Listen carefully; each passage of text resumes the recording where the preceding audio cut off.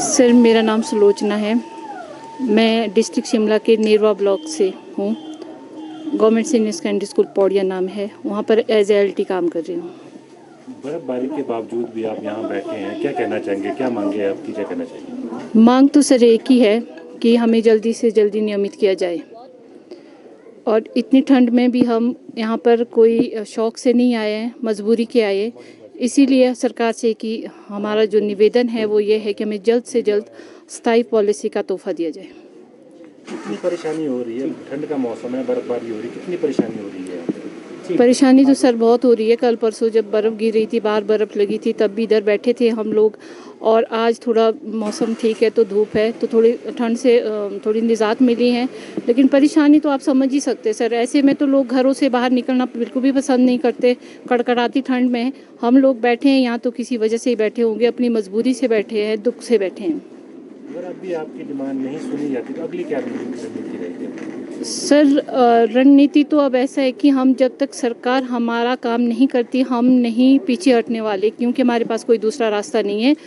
रणनीति तो फिर सोचेंगे कि क्या करना है आगे, लेकिन अभी शांति से हम चाह रहे हैं कि सरकार तक हमारी बात पहुंच जाए। सर नमस्कार, मैं DD शर्मा। और सर्वप्रथम मैं आप सभी पत्रकार बंधुओं का तो धन्यवाद करना चाहता हूं। जो पिछले जो क्रमिक अनशन हम लोगों का चल रहा है, 7वां दिन है आज, और निरंतर आप हमारे मध्य में बने हुए हैं, हमारी आवाज़ को सरकार तक पहुंचाने का प्रयास कर रहे हैं। जहां तक आपके प्रश्न के संदर्भ में मैं ये कहना चाहता हूं कि सरकार की तरफ से फिलहाल आज तक तो कोई भी नुमाइंदा हमारे पास नहीं आया है। कितने दिन आपको अनशन पे आज हो गए हैं और डिमांड क्या है आपकी? सर 7वां दिन है आज, निरंतर हमें यह क्रमिक अनशन करते हुए हमारी मुख्य मांग यह है कि हमें 12 वर्षों से विद्यालय में प्रदेश के दुर्गम क्षेत्रों में कार्य करते हुए इतना लंबा समय हो गया है, और जो हमें उसका वेतनमान दिया जा रहा है 10-12 हज़ार या 15 हज़ार के आसपास हम लोगों को मिलता है। इतने लंबे समय तक काम करते हुए 12 वर्षों का समय बहुत अधिक होता है। पांडवों का वनवास भी 12 वर्ष में समाप्त हो गया था। हम लोग अभी भी 10-15 हज़ार में अपने परिवार का गुजारा कर रहे हैं। सरकार से बार बार मिल रहे हैं। हमारी एक ही मांग है, हमारा भी कुछ सरकार सोचे। सरकार ने जो है वो सब कमेटी का गठन किया था, अभी तक जो है वो उसकी मीटिंग नहीं हो पाई है। क्या उसके पीछे की वजह मानते हैं? क्या शिक्षा मंत्री से मिलने का प्रयास किया? सर 3 अक्टूबर को हम लोग मुख्यमंत्री महोदय से मिल रहे थे।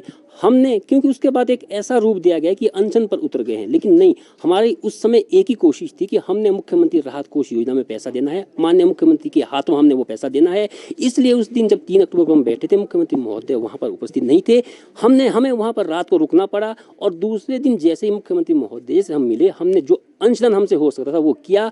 और मुख्यमंत्री महोदय ने हमें कहा कि जो सब कमेटी बनाई है 31 दिसंबर से पहले वो रिपोर्ट देती है, आपका काम एक साइन करके मैं कर दूंगा। हमने इंतजार किया, और वही तो सबसे बड़ी विडंबना है कि 31 दिसंबर का समय पूर्ण होने के बावजूद भी जनवरी के महीने में भी हम इंतजार करते रहे, और एक सब कमेटी की मीटिंग तक वो नहीं करवा पाए। अब प्रश्न चिन्ह तभी तो सरकार पर भी उठ जाता है कि आखिर वो हमारे प्रति सोच क्या रखती है।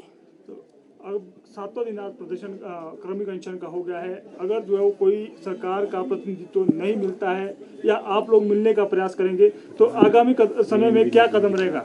सर हम लोग अभी तो आपके माध्यम से सरकार को हम सूचित करना चाहते हैं कि आज 7वां दिन है। सरकार का कोई भी व्यक्ति या कोई भी मानव हमें ये बताए कि किसी भी एक व्यक्ति को हमारी तरफ से कोई दिक्कत हुई हो तो वो हमें बताए। हम शांतिपूर्ण तरीके से प्रदर्शन अभी कर रहे हैं। प्रदर्शन नहीं, बल्कि हम सरकार से मांग कर रहे हैं कि हमारी सुनो, आप व्यवस्था परिवर्तन के लिए आए हैं, क्या व्यवस्था परिवर्तन हो रहा है? एक राष्ट्र का निर्माण करने वाला अध्यापक सड़क पर उतर गया है। अब इस संदर्भ में सरकार के लिए मैं कुछ कह नहीं सकता हूं, लेकिन इतना जरूर बताना चाहता हूं कि हमारी सुध जरूर ले और हमें एक ऐसा तोहफा दे जिससे हमारा और हमारे परिवार का, हमारे बच्चों का भविष्य सुरक्षित हो सके। अगर सूद नहीं लेती है तब क्या कदम रहेगा? सर बहुत जल्दी से हम निर्णय लेंगे। फिलहाल अभी तो हमें पूर्ण विश्वास है कि सरकार जरूर हमारे प्रति एक सकारात्मक दृष्टिकोण रखेगी, और अगर फिर भी ऐसा कुछ नहीं होता है तो कुछ ना कुछ हम बहुत बड़ा कदम उठाने जा रहे हैं। संख्या कितनी है आपकी? सर फिलहाल अभी तो 2555 अध्यापक पूरे प्रदेश में दूर दराज के क्षेत्रों में कार्य कर रहे हैं।